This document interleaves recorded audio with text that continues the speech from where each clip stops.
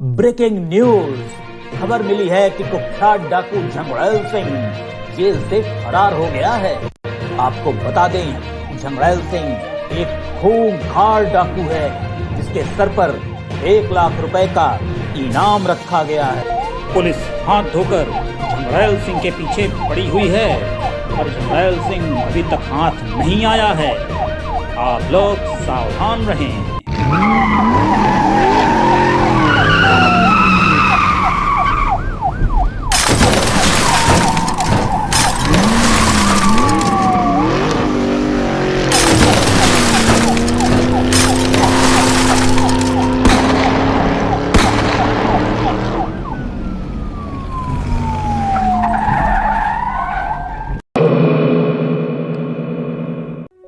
पिछले भाग में हमने देखा कि बलरामपुर गांव में एक शेर घुस आता है। शेर के घुसाने से गांव में चारों तरफ अफरा तफरी मच जाती है। तभी गांव की एक समझदार और बहादुर महिला बिमला ताई की मदद से गांव वाले शेर को पकड़ पाते हैं और पास वाले जंगल में छोड़ आते हैं। गांव के मुखिया जी ने बिमला ताई को सलाह दी कि वो लोन लेकर ट्रैक्टर खरीद लें। बिमला ताई का लोन पास हो जाता है और वह ट्रैक्टर खरीदकर गांव की ओर चल देती हैं। गांव वाले बिमला ताई का नगाड़े बाजे से स्वागत करते हैं। सारे गांव में हल्ला हो जाता है, अरे बिमला ताई ट्रैक्टर लेकर आ रही हैं। अरे अरे मुखिया जी बिमला ताई ट्रैक्टर लेकर आ रही हैं। क्या विमला ट्रैक्टर लेकर आ रही है? अरे वाह, चलो चलो विमला के घर चलो। मुखिया जी मिठाई लेकर बिमला ताई के घर की ओर चल देते हैं। उधर ढोल नगाड़े से सभी बिमला ताई का स्वागत करते हैं। विमला, ये तुमने बहुत अच्छा किया। अब ट्रैक्टर के आने से तुम्हारी मेहनत कम हो जाएगी और फसल भी अच्छी होगी और तो और समय की बचत भी हो जाएगी। सही कह रहे हैं मुखिया जी आप। ये आपके उचित सुझाव व मार्गदर्शन का ही नतीजा है जो आज ट्रैक्टर आ पाया।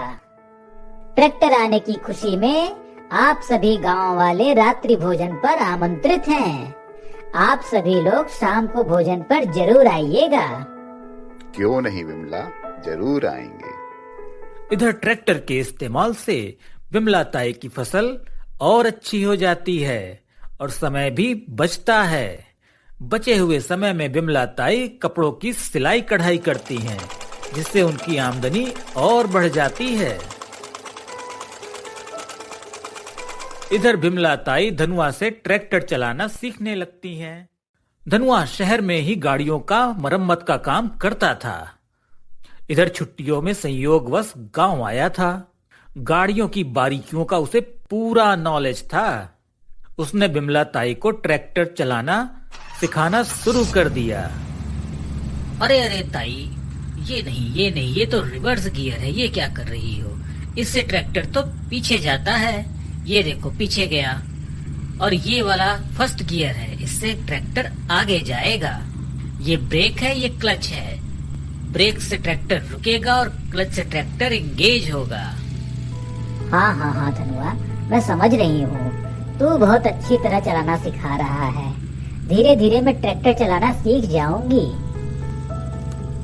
बिमला ताई धीरे धीरे ट्रैक्टर चलाना सीख लेती हैं।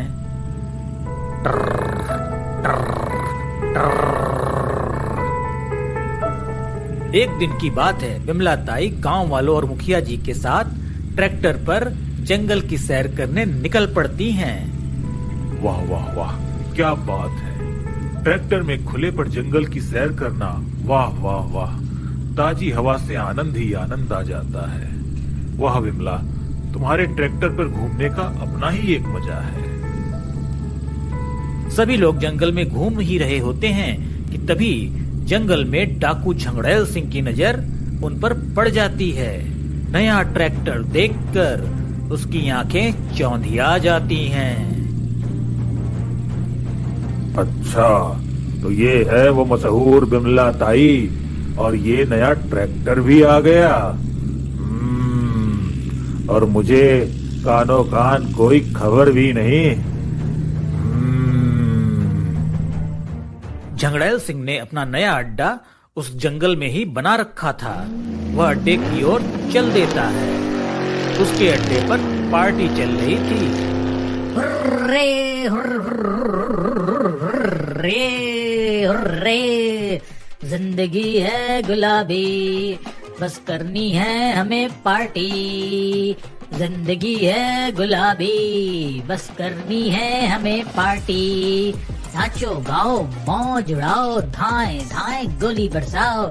नाचो गाओ मौज उड़ाओ, धाए धाए गोली बरसाओ। धाए धाए धाए धाए, हे सब party time. Party party party रे पार्टी टाइम। हुर्रे, ओ ओ ओ ओ हुर्रे।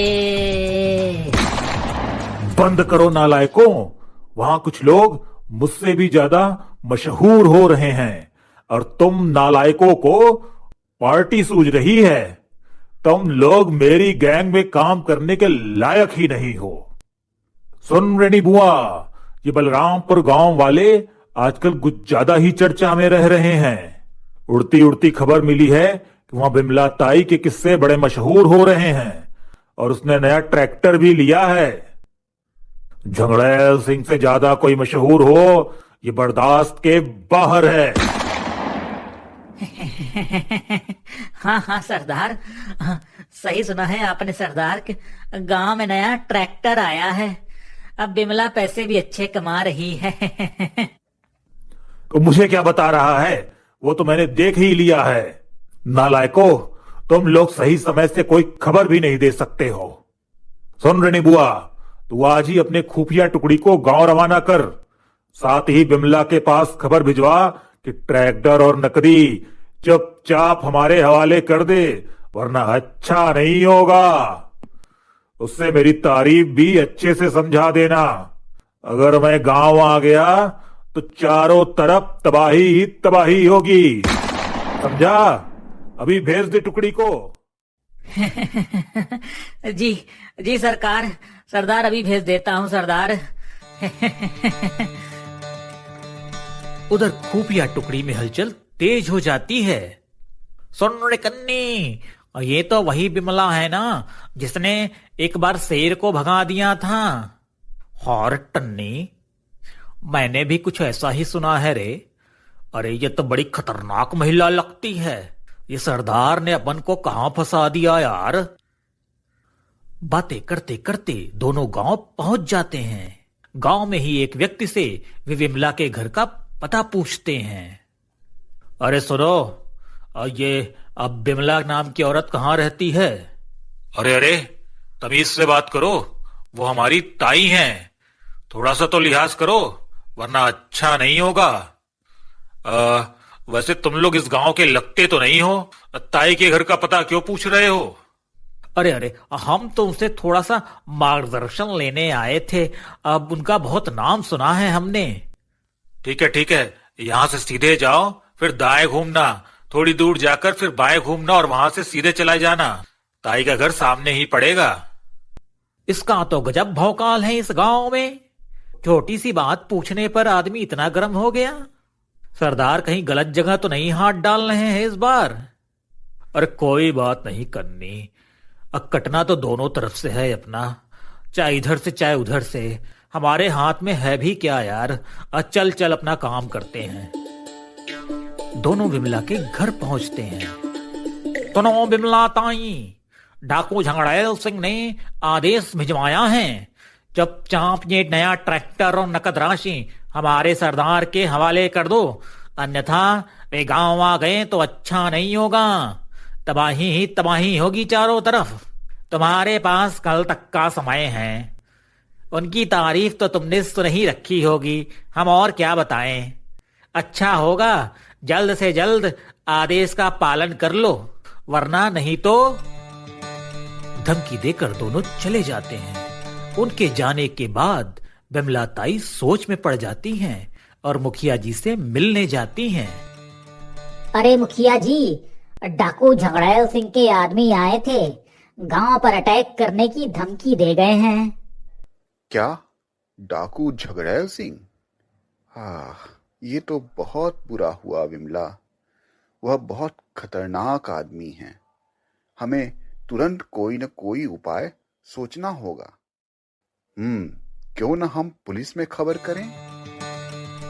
दोनों लोग चुपके से पुलिस थाने पहुंच जाते हैं और इंस्पेक्टर पलटू सिंह से अपनी सारी समस्या बताते हैं। क्या अब झगड़ैल सिंह ने धमकी दी है? अरे मुखिया जी, आप भी कहाँ सुनी सुनी बातों में पड़ते हैं? झगड़ैल सिंह का नाम तो सुनते ही लोग कांपने लगते हैं। उसका तो काम ही है धमकी देना और डाका डालना। कहाँ आप भी थाने चले आए? हम भला झगड़ैल सिंह का देखिए, मैं ज्यादा कुछ तो कर नहीं सकता। वैसे भी वो एरिया हमारे थाने में नहीं आता है। आप दूसरे थाने में जाकर रिपोर्ट लिखाइए। अरे विमला, ये तो किसी काम का आदमी नहीं है। हमें ही अब कुछ सोचना होगा। हाँ मुखिया जी, सही कह रहे हैं आप। सोचा था कि बचे हुए पैसों से मकान पक्का करवा लूंगी। सारी तैयारी कर ली थी, आगे का कमरा भी खाली कर लिया था। परसों से टूट फूट का काम शुरू होने वाला था, पर अब लगता है सब बर्बाद हो जाएगा। खैर, अब जान पर बन ही आई है तो कुछ सोचना पड़ेगा। तभी विमला ताई को एक उपाय सूझता है और वह मुखिया जी से कहती हैं। मुखिया जी, आप निश्चिंत होकर घर जाइए, मैं ही कुछ सोचती हूँ। इधर झगड़ैल सिंह गांव में अगले दिन तबाही मचाने आ जाता है। धाय धाय, कहाँ है बिमला ताई? धाय धाय, कहाँ है बिमला ताई? अब तू नहीं बचेगी। गांव में चारों ओर हड़कंप मच जाता है। डाकू को देखकर लोग इधर उधर भागने लगते हैं।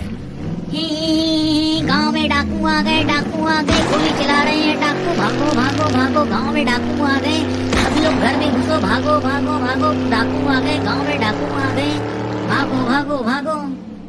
अरे मुखिया जी, त्राहिमाम त्राहिमाम। अरे क्या हो गया हरिया? अरे गजब हो गया मुखिया जी, गांव में डाकू आ गए और वे बिमला ताई के घर की ओर ही गए हैं। हे भगवान, जिसका डर था वही हुआ। ये गांव में विपत्तियां थमने का नाम ही नहीं लेती। विमला को मैंने समझाया था, अब क्या करें समझ में नहीं आता। हे भगवान, उसकी रक्षा करना। ए बिमला, कहाँ है तू?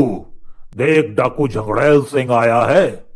तूने क्या मुझे मजाक समझ रखा था? अब मैं दुगना माल लेकर जाऊंगा। निकल बाहर। यह सुनकर बिमला ताई घर से बाहर आती हैं। आओ आओ झगड़ैल सिंह, मैं तुम्हारा ही इंतजार कर रही थी। मुझे पता था तुम जरूर आओगे। तुम्हारे नाम के अनुसार तुम्हारा काम भी है। स्वागत है तुम्हारा मेरी इस कुटिया में। तारीफ सुनकर झगड़ैल सिंह खुश हो जाता है। क्यों बिमला, जब मैंने अपने आदमी से खबर भिजवाई थी कि नकद और ट्रैक्टर हमारे हवाले कर दो, तो तुमने मेरी बात क्यों नहीं मानी? अब मुझे किसी भी अहित के लिए दोष न देना। मैं इस गांव में आया हूं तो तबाही मचा कर ही जाऊंगा। इसमें मेरा कोई दोष नहीं। इसके लिए सिर्फ तुम और तुम जिम्मेदार हो। याद रखो, मेरी चेतावनी के बाद सिर्फ प्रलय होता है, प्रलय। हाँ हाँ ठीक है झगड़ैल सिंह, पर मैं तुम्हारी बात मानकर तुम्हारा यश कैसे कम कर सकती थी। लोग बोलते हैं कि सरदार के पास अब वह दमखम नहीं बचा है जो खुद कहीं जाकर लूटपाट कर सकें। लोग तुम्हारी हंसी उड़ाते हैं, इसलिए मैंने ट्रैक्टर नहीं भेजा। मैंने सोचा तुम खुद लेने जरूर आओगे, इससे तुम्हारी यशो कीर्ति में बढ़ोतरी होगी। हाँ हाँ ठीक है ठीक है। ला, मुझे ट्रैक्टर की अब चाबी देती है या नहीं? ये लो झगड़ैल सिंह, ट्रैक्टर की चाबी। अब से ये ट्रैक्टर तुम्हारा हुआ। झंगड़ैल सिंह काफी खुश होता है और चाबी लेकर ट्रैक्टर पर बैठ जाता है। वाह वाह वाह, क्या नया चमचमाता ट्रैक्टर है। अरे बड़े दिन बाद बैठा हूं भाई, पुराने दिन याद आ गए अपने को तो। हा हा हा हा हा हा हा हा हा हा। इधर मुखिया जी भी काफी परेशान थे। उन्होंने कहा, गांव वालों, ये समय घबराने का नहीं है। हमें हिम्मत और संयम से काम लेना होगा। माना कि विपत्ति बड़ी है और हमारे पास मुकाबला करने के लिए कोई हथियार नहीं है, पर हम चुप नहीं बैठ सकते। हमने मिलकर विपत्तियों का सामना हमेशा किया है और करेंगे। गांव के किसी भी व्यक्ति पर आंच हम सब के ऊपर आंच है। विमला संकट में है गांव वालों, हमें विमला को बचाना ही होगा। मशाल उठाओ गांव वालों, मशाल उठाओ। मसाल उठाओ, मशाल उठाओ, मसाल उठाओ गांव वालों, मसाल उठाओ, मसाल उठाओ, मसाल उठाओ। हमें बिमला ताई को बचाना ही होगा। चलो चलो मसाल उठाओ, बिमला के घर की ओर चलो। उधर झंगड़ैल सिंह ट्रैक्टर स्टार्ट करता है, पर जैसे ही फर्स्ट गियर में डालकर चलाने की कोशिश करता है, ट्रैक्टर पीछे बिमला ताई के घर से जा टकराता है। धड़ाम! सरदार को काफी चोट आ जाती है। अरे अरे अरे, ये क्या हो रहा है? अरे ये क्या हो रहा है? धाड़ धाड़ धाड़, हाय राम हाय राम। अरे ये मकान कैसे गिर गया और ये ट्रैक्टर पीछे कैसे गया? हाय राम, अरे बहुत चोट आ गई, हाय राम। इसी बीच ट्रैक्टर आगे बढ़ाने पर डाकुओं की जीप से जा टकरा जाता है और डाकू भी चोटिल हो जाते हैं। अरे ये क्या खटारा ट्रैक्टर है, इसमें तो ब्रेक भी नहीं लगता। अरे ये तो सारे डाकू चोटिल हो गए और ये मैं क्या करूं? ये कैसा खटारा ट्रैक्टर लेकर आई है बिमला तू? झंगड़ैल सिंह, तुमसे एक ट्रैक्टर तो संभलता नहीं है, तुम भला क्या खाक डाकू बनोगे? तुम्हारा नाम तो बहुत सुना था, पर तुम तो बिल्कुल बेकार निकले। तुमसे तो एक ट्रैक्टर ही नहीं संभल पा रहा है। देख लूंगा तुझे बिमला, मैं देख लूंगा। ये मजाक तुझे भारी पड़ेगा, याद रखना। झंगड़ैल सिंह से मजाक तुझे बहुत भारी पड़ेगा। उधर गांव वाले भी दौड़ते दौड़ते बिमला ताई के घर पहुंच जाते हैं और डाकुओं को पकड़ लेते हैं। विमला, ये सब कैसे किया तुमने? अरे मुखिया जी, ये सब धनुआ की देन है। उससे कहकर मैंने गियर की सेटिंग चेंज करा ली थी। मुझे पता था कि डाकू झंगड़ैल सिंह खुद आएगा और ट्रैक्टर लेकर जाएगा, इसलिए मैंने फर्स्ट गियर को रिवर्स गियर बना दिया था। वाह रे धनुआ वाह, कमाल के जुगाड़ू हो तुम। विमला, एक बार फिर तुमने साबित कर दिया कि बुद्धि और साहस से किसी भी विपत्ति से बचा जा सकता है। हाँ मुखिया जी, अब तो मुझे पक्का घर बनवाने के लिए तोड़ फोड़ भी नहीं करानी पड़ेगी। तोड़ फोड़ तो झंगड़ैल सिंह ने ही करके रख दिया। हा हा हा हा हा। हाय राम, तुझे देख लूंगा बिमला, तुझे देख लूंगा। और गांव वालों, तुम भी याद रखना झंगड़ैल सिंह को, तुम सबको मैं देख लूंगा। ये मजाक बहुत भारी पड़ेगा बलरामपुर वालों, बहुत भारी पड़ेगा। इधर पुलिस के 2 बड़े अधिकारी भी डाकुओं के पकड़े जाने की खबर सुनकर चले आते हैं। बिमला ताई, झंगड़ैल सिंह पर सरकार ने 1 लाख का इनाम रखा है। आपने इसे पकड़वाकर हमारी बहुत मदद की है। ये लीजिए आपका 1 लाख रुपए का इनाम। अरे साहब, ये इनाम मुखिया जी को दे दीजिए, ताकि वे गांव में एक सामुदायिक केंद्र का निर्माण करवा सकें, जिससे गांव की सामूहिक तरक्की हो सके। सभी लोग खुश हो जाते हैं और बिमला ताई का ताली बजाकर अभिवादन करते हैं। एक बार फिर बलरामपुर गांव अपनी साहस और एकजुटता की वजह से एक मिसाल कायम करता है।